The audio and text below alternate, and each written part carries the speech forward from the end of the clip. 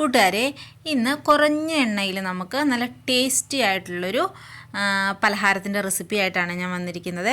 അപ്പം എല്ലാവർക്കും എൻ്റെ ചാനലിലേക്ക് സ്വാഗതം. അപ്പോൾ ആദ്യമായിട്ട് എൻ്റെ ചാനൽ കാണുന്ന ആരെങ്കിലും ഉണ്ടെങ്കിൽ ഒന്ന് സബ്സ്ക്രൈബ് ചെയ്ത് സപ്പോർട്ട് ചെയ്യണേ.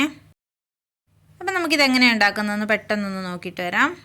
അപ്പം ഞാൻ ഈ പലഹാരം ഉണ്ടാക്കാൻ വേണ്ടിയിട്ട് ഒരു ബൗളിലേക്ക് 1 കപ്പ് അവലെടുക്കുന്നുണ്ട്. എന്നിട്ട് അതിലേക്ക് ഒരു 1/2 കപ്പ് വെള്ളവും കൂടി ഒഴിച്ച് ഒന്ന് മിക്സ് ചെയ്ത് ഒരു 5 മിനിറ്റ് നമുക്കൊന്ന് സോക്ക് ചെയ്യാൻ വെക്കാവേ.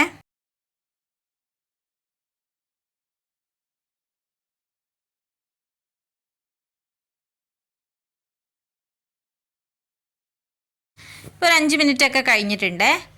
നമുക്ക് ഈ മൂടി ഒന്ന് തുറന്ന് നോക്കാവേ. ഇപ്പോൾ ആ വെള്ളമൊക്കെ അബ്സോർബ് ചെയ്ത് നല്ലപോലെ തന്നെ ഒരുവിധം ഡ്രൈ ആയി കിട്ടിയിട്ടുണ്ട് നമുക്ക്. ഇനി അതിലേക്ക് ഞാൻ 1 ടേബിൾ സ്പൂൺ തൈര് ചേർത്ത് കൊടുക്കുന്നുണ്ട്. ഒട്ടും പുളിയില്ലാത്ത തൈരാണ് ചേർത്ത് കൊടുക്കേണ്ടത്. പിന്നെ ഒരു 1/4 കപ്പ് സവോള ചോപ്പ് ചെയ്തതാണ് ചേർത്ത് കൊടുക്കുന്നത്. നല്ലപോലെ കനം കുറച്ചരിഞ്ഞ സവോള വേണം ചേർക്കാൻ. പിന്നെ ഒരു മീഡിയം സൈസ് ഉരുളക്കിഴങ്ങും കൂടി പുഴുങ്ങി ചേർക്കുന്നുണ്ട്. ഇനി ആ ഉരുളക്കിഴങ്ങൊക്കെ നല്ലപോലെ നമുക്കൊന്ന് സ്മാഷ് ചെയ്തെടുക്കാം.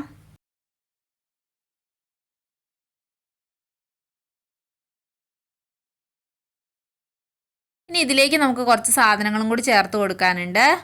ഒരു 1/4 ടീസ്പൂൺ നല്ല ജീരകം ചേർത്ത് കൊടുക്കുന്നുണ്ട്. ഒരു 1.5 ടീസ്പൂൺ കാശ്മീരി മുളക് പൊടി ചേർത്ത് കൊടുക്കുന്നുണ്ട്. 1 ടീസ്പൂൺ വീഡിയോയിൽ വന്നിട്ടുള്ളൂ. പിന്നെ ഒരു 1/4 ടീസ്പൂൺ മഞ്ഞൾപ്പൊടിയും 1 ടീസ്പൂൺ മല്ലിപ്പൊടിയും ഒരു 1/2 ടീസ്പൂൺ വെളുത്തുള്ളി ഇഞ്ചി ചതച്ചതും പിന്നെ ഒരു വലിയ ടേബിൾ സ്പൂൺ നിറയെ തന്നെ മല്ലിയിലയും ചേർത്ത് കൊടുക്കുന്നുണ്ട്. പിന്നെ ആവശ്യത്തിനുള്ള ഉപ്പും. മല്ലിയിലയൊക്കെ ചേർക്കുമ്പം നമ്മുടെ ഇഷ്ടത്തിനനുസരിച്ച് ചേർക്കാം കേട്ടോ. കുറച്ചുകൂടി കൂടുതൽ ചേർത്തു എന്നോർത്ത് കുഴപ്പമൊന്നുമില്ല, അത് നല്ല ടേസ്റ്റ് തന്നെയായിരിക്കും. എന്നിട്ട് ഇത് നല്ലപോലെ എല്ലാം കൂടി ഒന്ന് മിക്സ് ചെയ്തെടുക്കണം. ഇനി നമ്മൾ റെഡിയാക്കി വെച്ചിരിക്കുന്ന മാവിൽ നിന്ന് ഒരു പോർഷൻ ഞാൻ എടുക്കുന്നുണ്ട്. എന്നിട്ട് നമുക്കൊന്ന് ഷേപ്പ് ചെയ്തെടുക്കാം. ഒരു കട്ട്ലറ്റിൻ്റെ ആകൃതിയിലാണ് ഞാൻ ഷേപ്പ് ചെയ്തെടുക്കുന്നത്.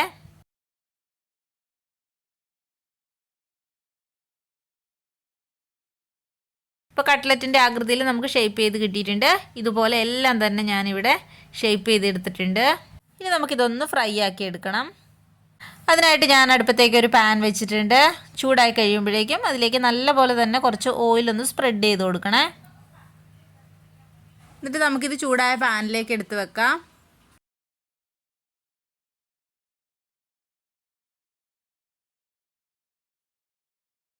ഇനി ഒരു 3 മിനിറ്റ് ലോ ഫ്ലെയിമിൽ നമുക്ക് ഒരു സൈഡൊന്ന് വേവിച്ചെടുക്കാം.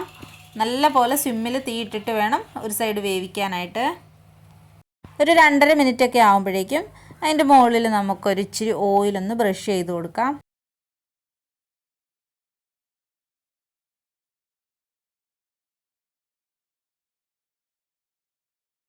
ഒരു 3 മിനിറ്റൊക്കെ ആയിട്ടുണ്ട്. ഇനി ഇത് നമുക്കൊന്ന് മറിച്ചിട്ട് വേവിക്കാം. ഈ സൈഡും അതുപോലെ തന്നെ 3 മിനിറ്റ് ഒന്ന് വേവിച്ചെടുക്കണം ലോ ഫ്ലെയിമിൽ തന്നെ.